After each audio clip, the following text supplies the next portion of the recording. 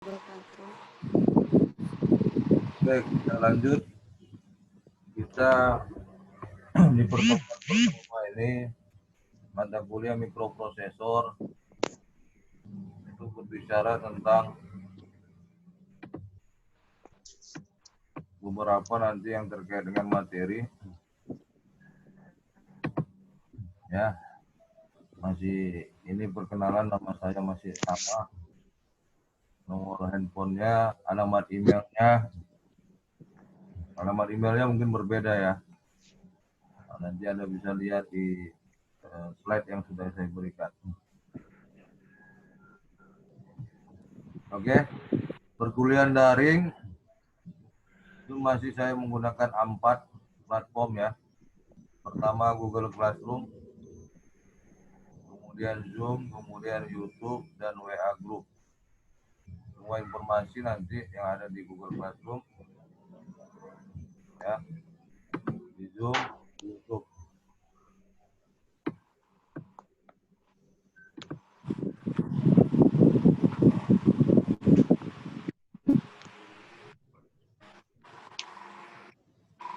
Oke, kemudian kontrak perkuliahan saya bagi 4. Yang pertama absensi, tugas, UTS, dan UAS.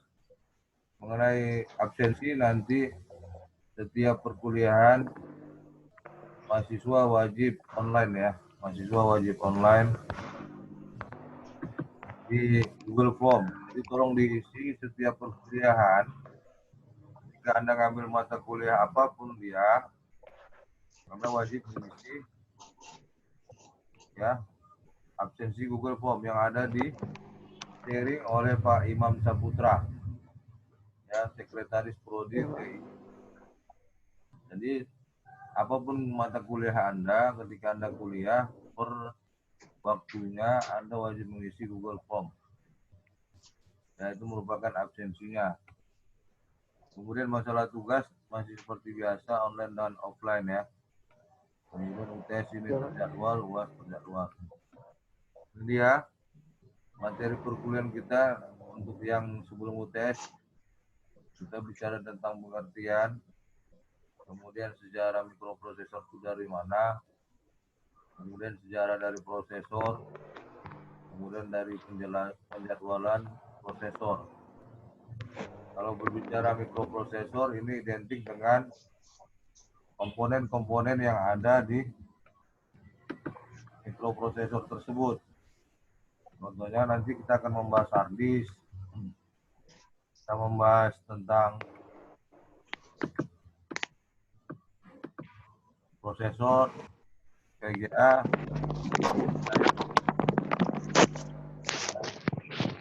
kemudian sejarah mikroprosesor ini terkait dengan penjelasan mengenai komponen yang terdapat di mikroprosesor. Mikroprosesor adalah sebuah chip ya. Berkaitan dengan chip adalah sebagai sistem yang ada di dalam komputer. Ini dengan central processing unit. Tetapi dia bukan central processing unit, mikroprosesor ini. Karena mikroprosesor merupakan bagian dari CPU. Berbeda ya. Jadi pengertiannya nanti ketika Anda ujian jangan dibuat mikroprosesor itu ada sama dengan CPU, tidak. Tetapi CPU merupakan nanti pembagiannya adalah prosesor, ya, VGA, memori, hard disk, dan lain-lain.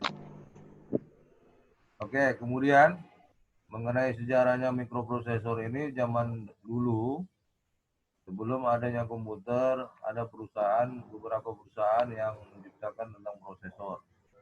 Ya, contohnya ada namanya ENIAC ya, Electronic Numerical Integrator, ya, itu juga sebagai untuk pendiri dari namanya prosesor. Oke, lanjut, ini materinya. Kemudian ini struktur dari arsitektur dan mikroprosesor ya. Anda bisa lihat itu ada clock, Ini penjadwalannya ya, waktunya. Kemudian ini CPU-nya, MPU-nya, prosesnya di sini. Ini input outputnya ya. Kemudian ada RAM, ada ROM. Lihat ini ROM ini read only memory. Artinya dia bisa bekerja hanya membacanya saja, membaca data. Kalau ini dia mengakses, artinya mendownload, menyimpan, mentransfer data, atau disebut dengan mentransmitter data. Kemudian di sini ada namanya PIO atau modul IO. Kalau modul IO itu identik dengan contohnya modul input. Modul input ada keyboard, ada mouse, ya, ada handphone, ada jaringan.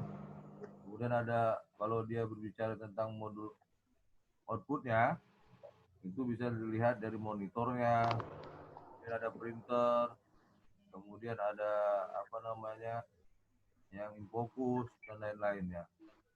Kemudian di sini ada namanya data bus. Ini bus data ini artinya terminal data. Terminal datanya dari mana, Pak? Proses yang namanya nanti register. Dari mana, Pak? Sebelum dikirim data ke prosesor, akan diproses dulu oleh memori. Dia akan membaca dulu. Apa itu, Pak? Address bus. Terminal data atau terminal alamatnya di sini. Ya. Jadi proses ini berulang-ulang kembali ketika sudah dijadwalkan. Nanti kita akan pelajari. Nah, ini ya, ini karakteristiknya. Ada ukuran pada bus datanya internal dengan eksternal. Kalau internal itu menyatakan jumlah bit ya, jumlah bit transfer. Kalau berbicara bit itu berbicara sistem operasi ya. Nanti akan saya jelaskan sistem operasi ya. Kemudian ukuran bus data eksternal. Nah, ini ya, namanya mentransfer ya, mikroprosesor di luar komponen mikroprosesor. Apa itu, Pak? Contohnya di luar mikroprosesor apa? Printer, kemudian desktop atau layar, kemudian infocus dan lain-lainnya. Dan ukuran alamat memori ini sangat pengaruh untuk penyimpanan atau meregistrasi data atau meregistrasi alamatnya. Ya. Dan ada kecepatan clock. Kalau kecepatan ini proses untuk mentransfer dan mengirim data. Misalnya bagaimana kita mengakses data atau mendownload data, mendownload software. Kemudian bagaimana kita mengirim data dari komputer. Nanti ada perhitungannya. Oke. Ini tadi penjadwalannya. Lanjut ke ini dia. Yang saya bilang tadi bicara tentang bit ya, bukan byte. BIT, bukan BYTE. Dua kata ini sangat hampir mirip ya, tapi tulisannya berbeda. Penyebutnya juga ini bit, yang satu lagi byte. Ya, mikroprosesor ini dibagi dalam 64 ya.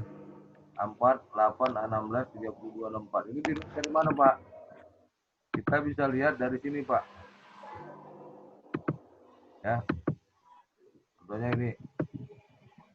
Saya screen dulu. Nah, contohnya ini ya. Kita bisa lihat di sini. Ambil di PC atau My Computer. Ya, melihat sistem operasinya tinggal klik kanan. Ambil properties. Nah, ambil properties akan terlihat. Nah, ini dia. Ini dia, Pak. 64 bit ya.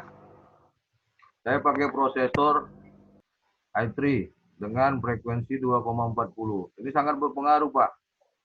Ya, kapasitas saya pakai prosesor i3 dengan penyimpanan data atau frekuensi pengiriman datanya 2,4. Ini berpengaruh.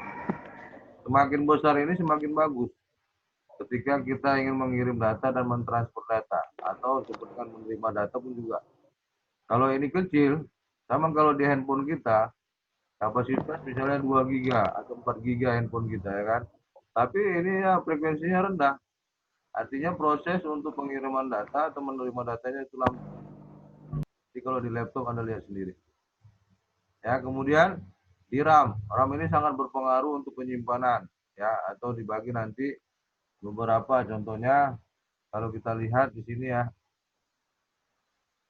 Kalau kita lihat di sini ya kan, di My Computer ini kita lihat C-nya berapa, pembagian karakternya. Nah, contohnya di C, saya lihat kapasitas C itu berapa, drive di C-nya. Ini punya saya nih. Nah, kita lihat contohnya ini. Nah, ini di drive C saya masih banyak free space 77,5 giga, kapasitasnya 116 giga. Ya kan? Kemudian kita lihat di drive D-nya. Kita lihat di drive D-nya punya saya.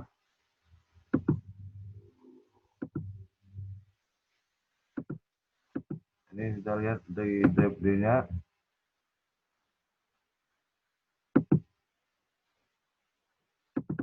Ini punya saya 37, ini drive D-nya. Jadi nanti itu disebut dengan pembagian dari partisi, ya, pembagian dari partisi-partisi yang ada. Oke, lanjut kita yang tadi, yang 32 beda dengan 64. Nah, ini zaman dulu masih 2 bit, ya kan, 32 sampai sekarang 64. Ini di upgrade terus ketika kita untuk menginstal Word, menginstal Windows dan lain-lain. Ini upgrade. Kemudian cara kerja prosesor. Jadi nanti seperti ini ya kan, ini gambarnya. Coba Anda lihat gambarnya ini. Nampak gambar prosesornya? Yang ini? Nampak, Pak. Ini kaki-kakinya ini terhubung ke namanya soket. Yang ada di prosesor. Kaki-kakinya. Nah, intinya di mana, Pak? Intinya di sini. Ini disebut dengan inti prosesor. Ya, itu yang disebut dengan ada namanya AMD dan lain-lain. Ya. Di atas ini, Pak, ada nanti yang namanya apa, Pak? Di atas ini nanti ada namanya IHS. Ketika belajar prosesor, saya akan perlihatkan ini sama kalian. Ya. Di atas ini ada namanya IHS atau lapisan untuk mentransfer panas.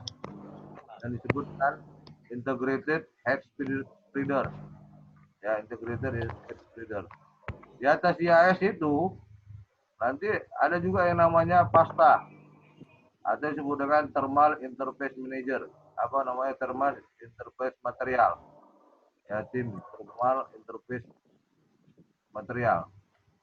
Baru dimasukkan apa, Pak? Heatsink. Heatsink itu apa, Pak? Kipas. Di atas ini. Kita akan belajar ini di pertemuan selanjutnya. Oke. Ini kita lihat. Jadi ada internal kan, ya, internal software ini banyak untuk penginstalan dari komputer kita itu banyak. Pertama kita install software Windows-nya. Kemudian kalau kita belajar apanya lagi, Pak? Menginstal dari program Word-nya atau Office-nya semuanya, Word, Excel, PowerPoint dan lain-lain. Dan kita menginstal apanya lagi, Pak? Di sini internal software desainnya, VGA atau audio. VGA itu kan virtual graphic audio. Kemudian kita install lagi apa, Pak? Dan aplikasi-aplikasi yang kita gunakan, contohnya Google, Google Chrome, Mozilla, Internet Explorer dan lain-lain. Program-programnya VB, Visual Basic, Python, Linux dan lain-lain ya. Nah, kemudian di sini terbagi dalam instruksi-instruksinya seperti yang kita belajar di arsitektur. Ada instruksi O, ada E, ada CAL. Itu berbicara tentang bahasa assembly. Bahasa assembly-nya itu apa, Pak? Bahasa mesin. Yang dikonvers kemana, Pak? Yang tadi satuan bit ini, Pak. Nah, ini dari mana bahasa bit ini, Pak? Diterjemahkan dengan bahasa assembly. Itu yang namanya pakai bilangan desimal, bilangan biner, bilangan heksa, bilangan okta. Nah, di penjelasan yang seperti ini contohnya ada namanya floating point. Jadi nggak hanya 4 saja bilangan itu. Karena komputer hanya membaca bilangan-bilangan bersifat angka. Secara high kan low. High nilainya low nilainya oh.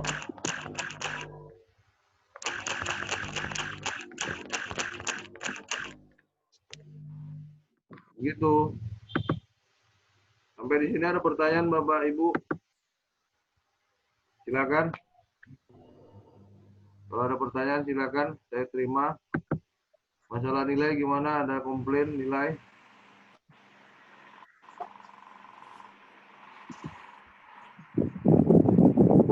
Cantik-cantiknya nilainya, Pak. Cantik kan? Iya, cantik-cantik semua. Ada yang komplain? Mas Dalipa berapa nilaimu? Apalagi sih Mas Dali, Pak?